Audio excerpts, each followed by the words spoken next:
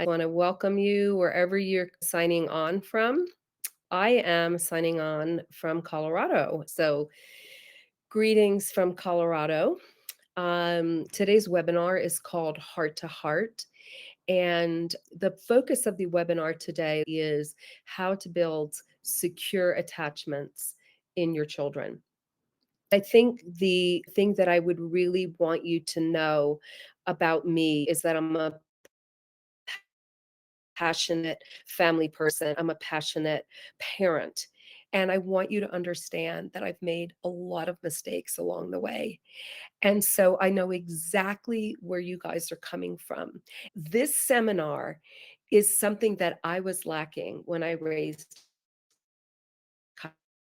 Kylie and Mike.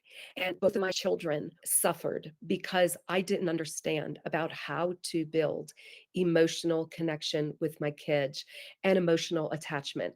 But there's going to be a whole generation of parents that are going to understand how to build healthy attachment better than I did. So today, what we're going to talk just very briefly about is something that I consider to be a challenge of parenting. We know there's a million different challenges with parenting, but something specific that I think is attached to how we build secure attachment in our own children. We will talk about what attachment is, why is it important, and then the 6 things that every child needs to build secure attachment. And then I'm going to give you some practical ideas for implementation. Before we get started, I want to give you a couple tips of how to go through this webinar. First of all, I want you to listen to it from the perspective of being a parent or a grandparent, because that's why you're here. But I also want you, if you can, think about your own childhood as you go through this. In other words, I want you to understand what your own history was with building attachment, the way you were brought up, whether you developed secure attachments in your home or not, will impact how you're raising your kids. Does that mean it's a death sentence if you grew up in an unsecurely attached home? No, it doesn't. And that's why you're here. You're going to learn, okay, maybe it wasn't done right, like in my instance, but now we need to learn how do we do better for our kids. So I want you to listen from those two perspectives. Number two, I want you to not judge yourself. Can we do a pinky promise here? No judging. Okay. You're not going to judge where you've come from, what you've done this far with your kids. Just let that go because it's not going to help you at this point. We're going to learn from here. We're going to grow from here. We're not going to panic. I'm not doing any of this stuff with my kids. We're going to use this as our baseline and we're going to get better from here. So don't panic about it. Realize that parenting is messy. I went into parenting. I had 5 years. I had my master's degree. I'd studied parenting. I was like, I got this thing down. And believe me, you don't, because parenting is a crazy thing. And we need to understand that it's messy and it's okay. It's meant to be messy. And to remember that God is our secret sauce. I don't know how many of you believe in God. A lot of you probably do. If you do, you want to look at 2 Corinthians 12:9. His grace is sufficient for you, for his power is made perfect in your weakness. Go back to that time and time again. All right, let's move on. Now you got the tips, right? Remember, pinky promise, you're not going to judge yourself. We're going to grow. This is the challenge for parenting for a lot of us. Number one is our kids are triune beings. What that means is they have bodies, they have a soul, which is their mind, their will, and their emotions, and they have a spirit. And a lot of us, when we're raising our kids, especially when they're little, we focus on the physical needs, make sure their diapers are changed, make sure they're fed, make sure they're getting enough sleep. I'm living that right now with my grandson as they're trying to figure out, okay, is it nap time? What time should he get up? And often what we do, we get so caught up in the physicalness of our kids that we forget that they're actually emotional beings. And a big part of who they are, their identity, is developed through their emotional connections and how they feel about themselves and how they feel about the world and their emotional connection to you and their emotional connection to God. And so we've got to remember that all three of those pieces interact. And quite frankly, a lot of us were raised in homes where our parents didn't quite tweak, like, oh, this kid has emotions and I need to help them with their emotions. That kind of got bypassed. So for us, we don't know that this is a big portion of what we need to be doing in parenting, or we know it and we don't know what to do because it wasn't done for us. The other thing I want you to understand is you, when you were a child, and even now as an adult, is completely known and completely accepted and loved by God. We know this from scripture where it says in Psalm 139, in fact, I wrote it down here, you have searched me, Lord, and you know me. He knows you. He knows you inside out. You're not a surprise to him. The things you dislike, knows you and he loves you. And it says in scripture in John 3:16 that he so loved you that he sent his only son to die for you. So this is how we know we're completely known and we're completely loved by God. But you know what? Most of us don't know that. We grow up feeling like we're orphans, or we don't feel completely secure in ourselves. And therefore, we have a hard time building that connection in our own kids. Okay. And this is why a lot of us struggle is we have had our own wounds, our own things that have happened to us through our own parents. Again, we're not here to bash our parents or blame them, but we're trying to figure it out. And now we're trying to do it for our kids. And it's a challenge. But today is a new day, and we're going to learn how we can get better at this. So let's talk about what secure attachment is. When your child is securely attached, he or she knows that they matter to you. They know that you want a relationship with them. They know that you can handle their big feelings so that when they have a meltdown, you're not going to have a meltdown. They know that when there's a rupture in the relationship, which means when you get it wrong, you're going to fix it, you're going to repair it. And lastly, they know that their individuality is celebrated.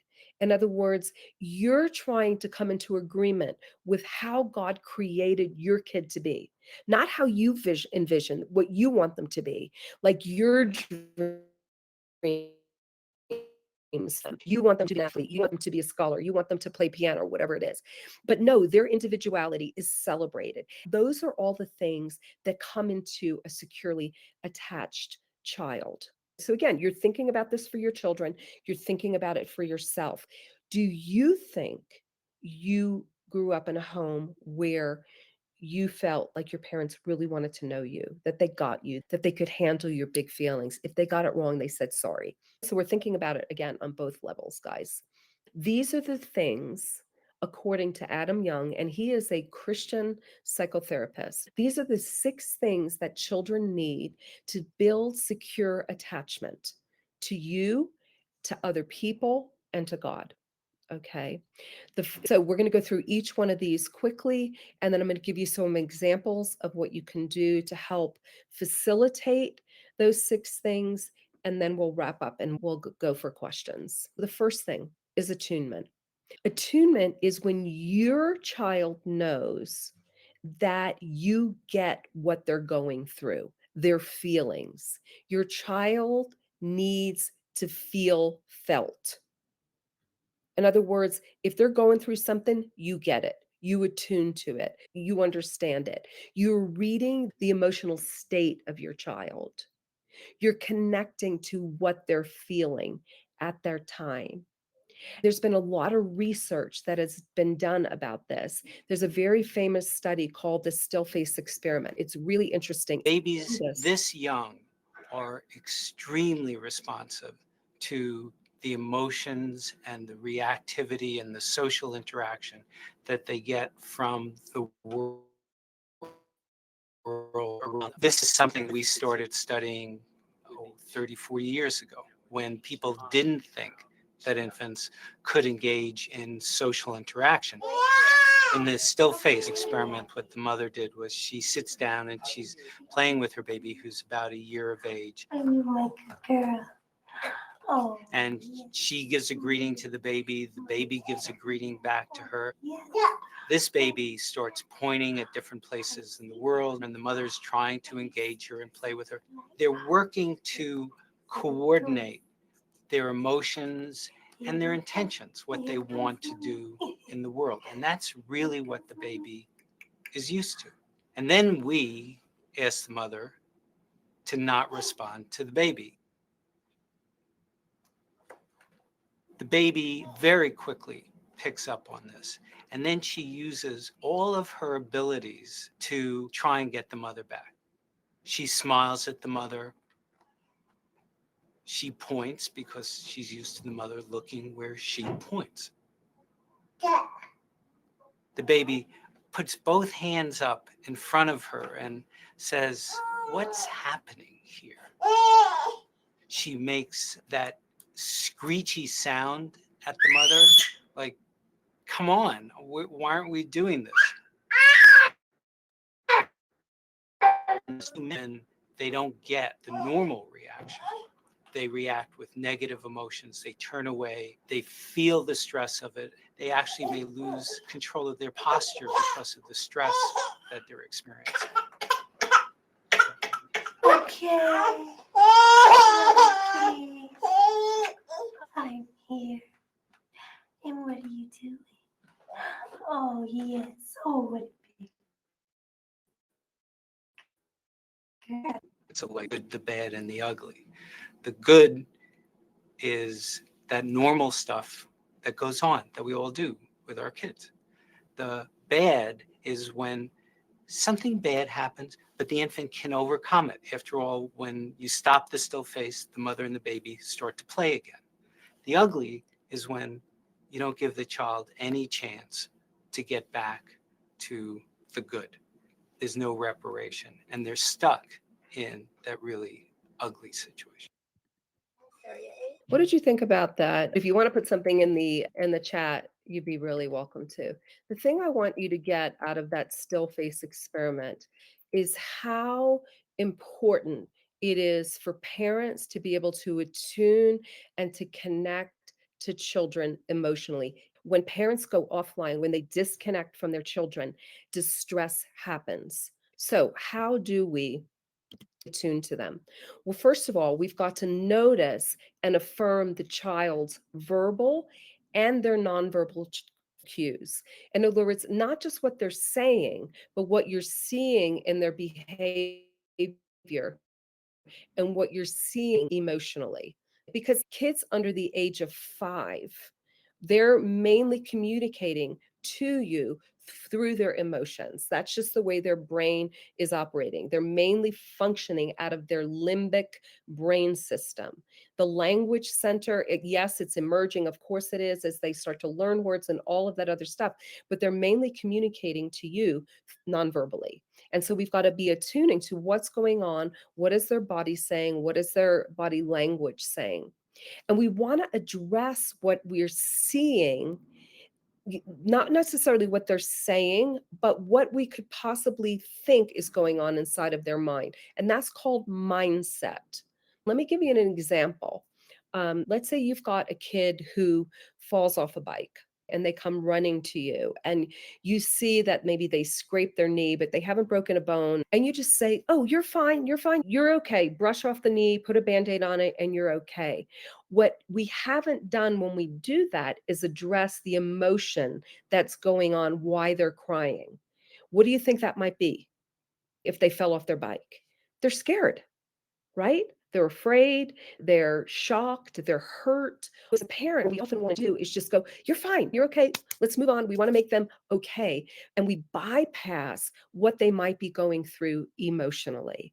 I'll give you a few more examples as we go through it, especially as I talk about connecting to redirect. What do I mean by that? We want to connect to our kids' heart before we redirect their behavior. Imagine what it must be like for them to be 7 years old and their time on their device is up. And they're having a really good time watching, Peppa Pig or whatever they're doing. And they don't want to come off their device. And what do we do often as parents? Go, "Too bad, your time is up," and pull it and not address the sadness that they might be feeling in their heart, in their body about having to stop watching Peppa Pig. So before you redirect the behavior, what we really want to do is to be able to connect with what's going on with them emotionally and say something like, "I know it's really sad that it's time to come off Peppa Pig. I get it. But we agreed you're coming off at 7, so mom's taking this off of you." It's that one little step in there where you're connecting with their heart before you redirect the behavior. That's what's called mindsight, trying to imagine what they're feeling. And listen, their feelings are important to them. They may not be important to you. You may not even imagine, like, what's the big deal? Why are you crying? Because you can't have a lollipop. It's important to them. They wanted the lollipop. I know it's really sad. I get it. You really want that lollipop. You're disappointed. That's connecting before you redirect. Don't push past their comfort. Attunement means you can see when your child is feeling uncomfortable, and to the best of your ability, you don't push them past it. Let's say you're going to Aunt Sally's house. You're familiar with Aunt Sally. Your little 5-year-old or 6-year-old is a little bit overwhelmed with all the people in there. And you're saying, go give Aunt Sally a hug, go greet your cousins. And you kind of push them into something, and you see that they're feeling really shy. You see that they're hanging onto your leg. You see that they don't want to shake somebody's hands. What I'm going to encourage you to do is acknowledge what they're feeling inside. And it's okay for them to be what you consider to be rude. They don't want to hug their Aunt Sally because they're feeling shy. That's okay right now. If you're attuning to your child's emotions, what you're going to say is, I see that you're feeling really shy right now, and that's okay. And then what you can do later is you can teach them, and you can do some role play with them, and you can help them get more used to expanding their comfort level. But you want to acknowledge that kids have levels of discomfort. You don't like being pushed when you're feeling uncomfortable. You don't want to talk to strangers sometimes. And we want to be able to acknowledge that in our kids. Lastly, connect with their heart before you discipline them. What does that look like? It might be something like this. I know that you were really angry that your brother took your toy. So you're seeing that he was pissed off that the brother took his toy and he hit his brother. And you got to address that. That's not okay. But what you can do is address the emotion that he was feeling behind the behavior. He's not having that cognition, by the way, because he's not to that stage yet. Kids under the age of even 10 and 11, sometimes their thinking brain isn't completely working. And that's an ongoing development. But when we give them language to how they were feeling, they feel seen and heard by you, and then you get to discipline them. And then the connection is maintained. That also helps give them language for the behavior that you're seeing. Remember, young kids are going to communicate through behavior. And your job is to be the detective, trying to imagine the whole time, what is my kid feeling? And I want to try to attune to that. You still get to discipline them. You still get to set boundaries. All of that still is in effect. Responsiveness. This is the second thing that children need from you to build secure attachment. Is responsiveness. This means offering comfort, care, and kindness when they're upset. That's even when they've been naughty, even when they have been misbehaving. You still can offer comfort and kindness when you're initiating discipline.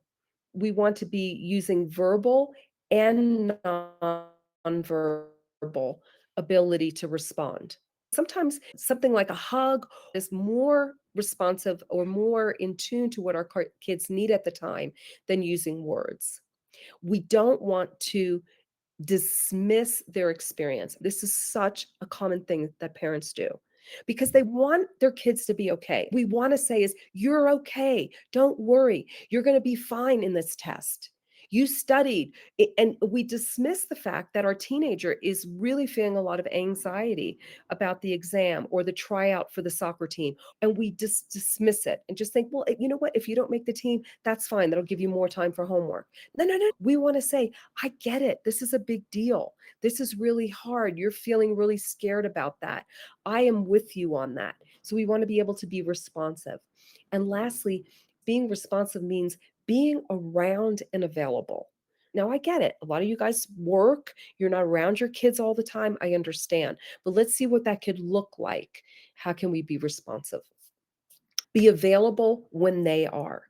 Ideally, you want to keep that door open. What does that look like? It means that if your kid comes home from school and they're completely shut down and you're trying to be responsive to what they're feeling and you're not getting anywhere, it's like a brick wall. You keep checking in on them and saying, you know what, bud, I'm going to make you a snack. You can go sit in your room for a few minutes and I'm going to come check on you and see how you're doing. In other words, don't just go, well, you lost your 5 minutes that you had with me. We want to keep that door open for our kids. Ask for what they need in the moment. Now, it's true, most of your kids are not going to know what they need, but you can say to them, would you like me to sit with you on the couch, or would you like a few minutes alone in your room? And if they say, I want a few minutes to be alone, then say, I'm going to check back in on you and see how you're doing. So you're giving them the ability to help figure out what is it that I need for you to tune to me. Sometimes kids need space, sometimes they need you to be there right with them. Whatever you do, don't have the attitude, you know what? I'm just going to let them cry it out alone. Even if your kid says to you, I need some alone time, and they're crying in their room, don't assume that they don't need you. So being responsive is just checking in. How are you doing, bud? Can I come sit next to you? Do you want mom to rub your back right now? So we don't want let them cry it out. Just, put them in the room, let them cry it out. But when you do that, they're going to feel cut off and they're going to feel detached from you. So we're trying to build emotional attachment with our kids. Remember that emotional needs are as important as food and rest. A lot of us won't let our kids miss meals. Well, a lot of us will make sure our kids get in bed on time. And we're not as great as trying to tune into what's going on in their hearts.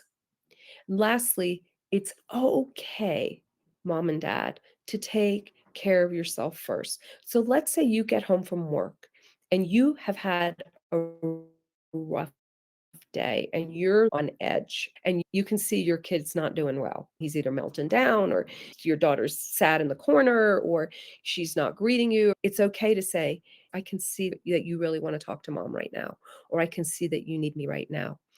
I'm going to go wash my face. I'm going to go to the bathroom.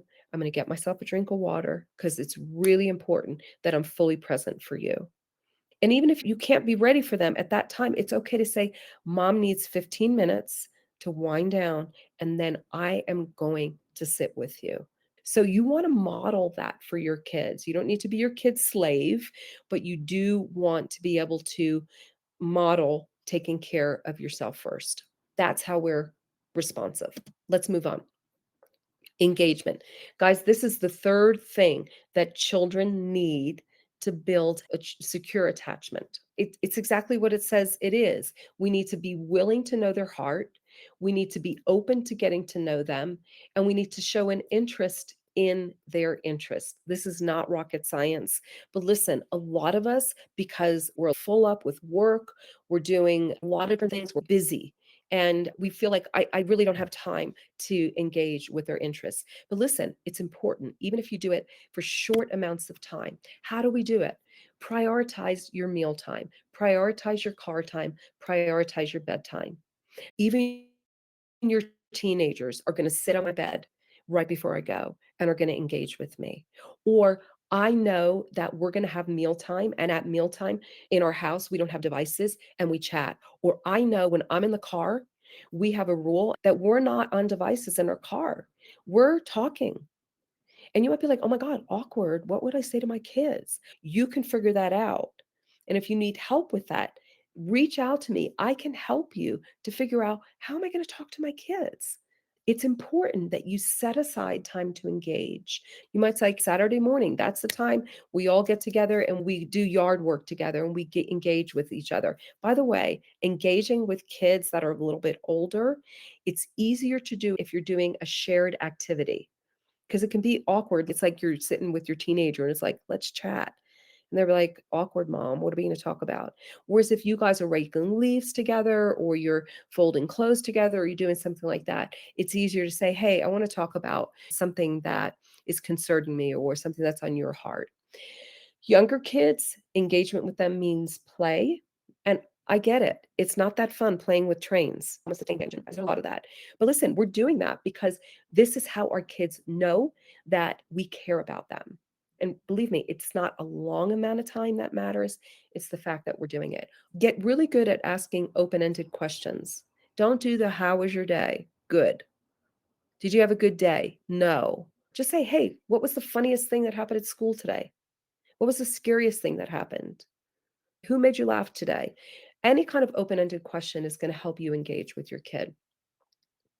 If you're having an issue with your child, ask them for ideas. What do you suggest we do about that? When your kid says, "Mom, I'm so bored. There's nothing to do in this house." Engaging with them, hearing their ideas would be, "What do you think we should do about that? Let's brainstorm together." That's an engagement as opposed to telling them what to do. We want to get used to them being that we're curious about what's in your head. What do you think? You've got a brain, you've got ideas. This can be true even for younger kids. So those are some ideas on how we can engage. This is my commercial break. If you're finding this helpful, stay tuned because there's going to be a special offer at the end of the webinar. The next thing that our kids need from us to build secure attachment. They need us to help them regulate their arousal. Newsflash, guys, kids cannot do this on their own. They can't. They are not able to regulate their emotions on their own. Let's face it, there's a lot of adults out there that don't know how to regulate their emotions. They get dysregulated, which means either they shut down or they go hyper and get angry and yell. Our kids need us to help them regulate. That means we soothe them when they're anxious or they're scared. And if they're shut down, we act to help bring them back online, to bring them back into a state of engagement. What we're looking for is helping our kids stay in that 5 to 6 zone, which means I'm regulated. I'm not going hyper aroused, which means I'm super anxious or yelling or temper tantruming, or I'm shut down. So let's think about how we can do this. Number one is we have to start with ourselves. Because if we're dysregulated, if we go offline, because let's say our kid is kicking off, he's having a tantrum, and then all of a sudden we find ourselves tantruming and yelling at them, they're not going to be able to regulate. They're not going to be able to calm down. They're not going to be able to be soothed because you have become dysregulated. So it starts with you. You might be like, Jeanie, I've been dealing with this my whole life and I don't even know how to do this. Well, we're going to have some help for you. I've got some workshoppy things that we can do. But make sure for yourself, as much as you can, you're getting enough sleep. Make sure that you're getting some quiet time. Make sure that you're eating properly. All right. You want to monitor your triggers, just like you're monitoring the triggers of your kids. How many of you know when your kids get overtired or hungry, they're more likely to tantrum? That's a true statement. How many of you get hangry? When you get hungry, you become dysregulated. So, for us to be able to regulate, for us to be able to stay in a place of that 5 to 6, we need to take care of ourselves and we need to make sure our kids, as best we can, that their blood sugar isn't dropping low, that they're getting enough sleep. Okay, because that will impact their tantrums. That will impact their ability to regulate themselves. Here's the third tip that we can use. Name it to tame it. What does that mean? That means help them name what is going on inside of them. Some of them, when they're really sad or when they get hurt, they will go offline. They'll just disconnect from you. And we want to be able to say, you're really sad. You're really sad right now because your dad had to go to work, aren't you? Because in the very act of naming what they're feeling, our body secretes hormones that will help us to regulate. So we want to give our children the language as best we can, even when they're babies. Try to anticipate, oh, you're feeling angry right now because you want to be picked up. Start practicing, trying to figure out what is going on inside my child, name it to tame it. The other thing that we can do with our kids is teach them five-finger breathing. What is five-finger breathing? By the way, you're going to want to do this when your kid is not dysregulated. This is what you're going to want to do at bedtime every night when they're calm, or first thing in the morning when they're calm. Teach them how to breathe. They're going to breathe in and out, and in and out, and in and out. You get the picture, right? This works for kids of all ages. And if your teenagers think, Mom, that's goofy, the idea of deep breathing works. That helps to bring our heart rate down. It helps to bring the cortisol levels down, which is causing our bodies to regulate. Practice deep breathing with even the youngest of children. The kids like the five-finger breathing. Moms and dads, this works for you too. Consider setting up a calming corner in your home. And this could be a place that you put in your home with pillows and soft toys and coloring things. And when your kid's getting upset, when they're getting whiny, you can bring them over to the calming corner. By the way, this is not timeout. It's a place where they can go. You can go with them, where they can receive soothing. Can you do it with them not having a calming corner? Yeah, you can. But the nice thing about the calming corner, it becomes a place where everybody in the family can go. And when we're in that place, we're telling the rest of the family, I'm dysregulated right now. I need some extra TLC. Sometimes kids can do well on their own in the calming corner, and sometimes they need you to be hold them. And you can ask them, should we go to the calming corner right now? Those of you that follow Jesus, you can say, this is where we go to meet with Jesus, because Jesus is peace. Jesus comforts us when we're upset. And you can have storybooks about Jesus. You can have worship songs in that calming corner. And it's a place where kids know that they can go to receive soothing. And you tell them Jesus is going to meet you there, guess what? They're going to believe you. And Jesus will meet them there. But you can go and help as well by holding them, asking if you can hold them. Not every kid wants to be held when they're dysregulated. You've got to figure out what your kid needs. That's why I say discern what your child needs. You might say, do you want mommy to hold you? And they might say, no. And just say, okay, I'm going to sit right next to you. I'm going to be right here with you. And you let me know if you want mommy to hold you. Maybe you put your hand on their shoulder to know, I am with you. You're going through a bad time. I am not leaving you alone. Remember, we're building secure attachment. Lastly, try to avoid giving your kids checking out strategies. What that means is when your kid gets upset, when they start to dysregulate, whatever that is, try to avoid giving them your iPhone or the iPad to help them calm down. Listen, if you're doing that, you're not a bad parent. I would just say don't do that all the time, because we want our kids to be able to know, oh, I'm getting upset right now. I have these tools that I can use. Like I can use my deep breathing. I can say to you, Mommy, I feel angry. We want our kids to be able to use their words. We don't want them to be, oh, my kid's tantruming. Let me give them the iPad to them. And then we can't figure out why our kids want that darn iPad all the time, because they're self-soothing through technology.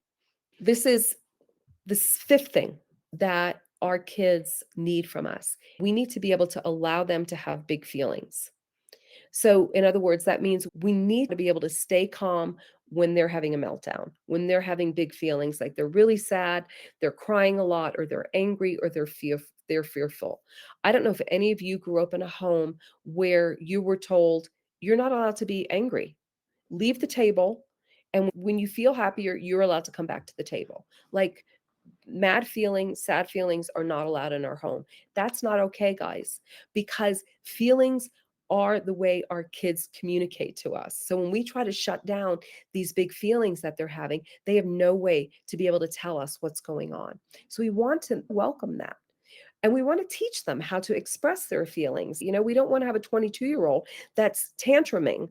But until our kids learn it's safe to be sad in my house, it's safe to be mad in my house, and my mom is going to come alongside me and help me manage my feelings. So we need to be able to allow that. We need to give them language for the emotion, and also what happened with the emotion. Guys, this is huge. Okay. Let's say your little 4-year old has a dog come after them in their face. They don't get bitten. It's just the dog, kind of comes at them aggressively, playfully, and but your 4-year-old gets petrified. They get super afraid. They start to scream. They start to shout. And what do we do as parents? Again, we're like, you're okay. He's a nice doggy. You're fine. And in the meantime, their body is flooded with fear.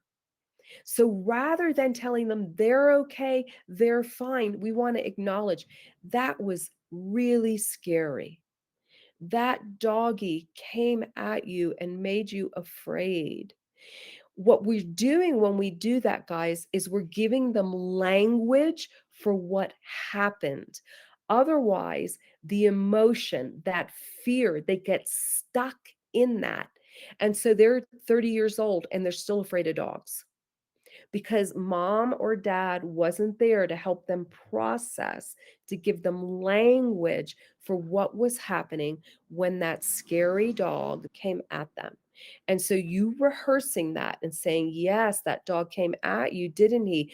And then you got scared, didn't you? And then what did mommy do? Mommy took the dog away and she picked you up, didn't she? And she comforted you, didn't you? So you help them build that story in their mind of, oh, yes, I was afraid, but mom came and mom helped me and she took care of that dog for me. So we want to give our kids the language for that.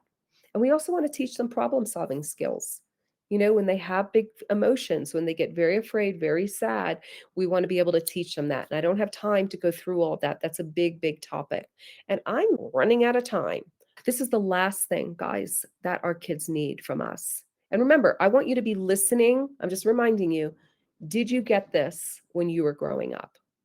Did your parents do any of this stuff with you? How good were your parents at this? Because if you didn't get any of this, it's putting you on the back foot. It doesn't mean it's impossible, but it means that you're on the back foot for being able to do this for your children because it wasn't done for you. And you're like, oh my gosh, I don't know how to do any of this stuff, but you're here now and I'm going to help you get through this.